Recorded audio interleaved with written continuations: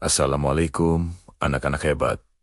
Selamat datang di channel Pendidikan. Hari ini kita akan membahas sesuatu yang sangat penting di dunia pendidikan, tapi mungkin masih banyak yang salah paham tentangnya. Apa itu? Ya, bimbingan dan konseling, atau yang sering kita sebut BK. Banyak yang mikir, ruang BK itu cuma buat anak-anak yang bermasalah atau nakal. Wah, itu keliru besar. Sebenarnya, BK itu seperti teman baik kita di sekolah, yang siap membantu kita bertumbuh dan berkembang secara maksimal. Jadi, buang jauh-jauh ya pikiran negatif tentang BK. Nah, apa sih sebenarnya bimbingan dan konseling itu? Gampangnya begini. Bimbingan itu proses pemberian bantuan kepada kita semua, para siswa, agar kita bisa memahami diri sendiri, mengenali potensi kita, dan mampu mengatasi tantangan yang kita hadapi. Tujuannya supaya kita bisa mandiri dan berkembang secara optimal.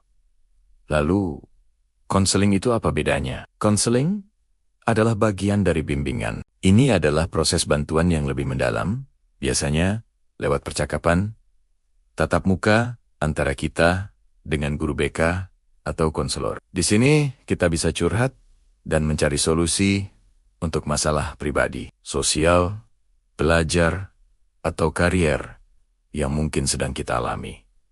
Sifatnya rahasia, jadi jangan takut untuk terbuka. Guru BK itu bukan polisi sekolah loh. Mereka adalah tenaga profesional yang memang dilatih untuk membantu kita. Mereka punya prinsip dan etika kerja yang harus dijunjung tinggi, seperti kerahasiaan, kesukarelaan, dan keterbukaan. Semua yang kamu ceritakan di ruang konseling akan aman terjaga.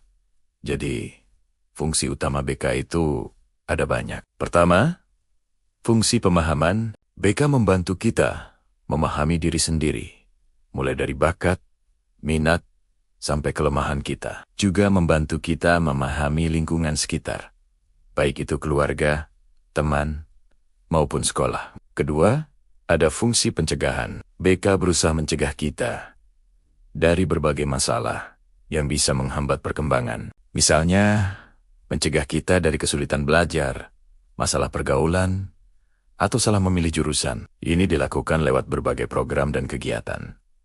Ketiga, fungsi pengentasan. Nah, ini yang sering disalahpahami. Kalau kita sudah terlanjur punya masalah, BK akan membantu kita mencari jalan keluarnya. Jadi, bukan menghakimi, tapi membantu menyelesaikan. Ingat ya, semua orang pasti punya masalah, dan mencari bantuan itu adalah tanda kekuatan, bukan kelemahan. Keempat, ada fungsi pemeliharaan dan pengembangan. BK nggak cuma fokus pada masalah, tapi juga membantu kita menjaga dan mengembangkan hal-hal positif yang sudah kita miliki. Misalnya, kalau kamu punya bakat di musik, guru BK bisa membantumu mencari cara untuk mengembangkannya lebih lanjut. Lalu, apa saja sih bidang layanan dalam BK? Ada 4 bidang utama.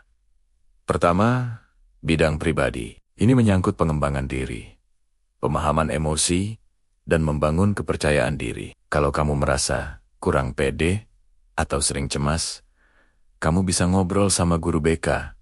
Kedua, bidang sosial. Ini tentang bagaimana kita berinteraksi dengan orang lain, belajar berkomunikasi yang efektif, menyelesaikan konflik dengan teman, dan membangun hubungan yang sehat. Ini penting banget kan buat kehidupan kita sehari-hari.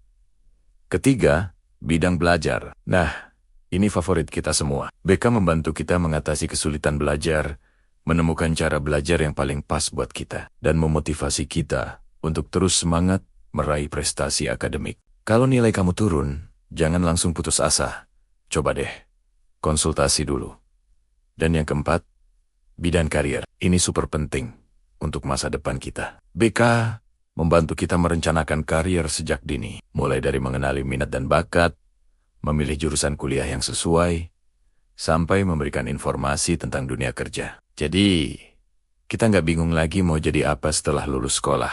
Sekarang, gimana cara BK menyampaikan semua layanan itu? Ada beberapa format. Ada yang namanya layanan klasikal, di mana guru BK masuk ke kelas dan memberikan materi untuk semua siswa, seperti seminar mini. Ada juga layanan kelompok, di mana kita bisa diskusi bareng tim Inmen yang punya minat atau masalah serupa, dipandu oleh guru BK. Tentu saja ada layanan individu atau konseling perorangan. Ini kesempatan kita untuk bicara empat mata dengan konselor. Selain itu, ada juga layanan konsultasi untuk orang tua atau guru lain, dan advokasi untuk membela hak-hak kita sebagai siswa. Coba kita lihat contoh kasusnya.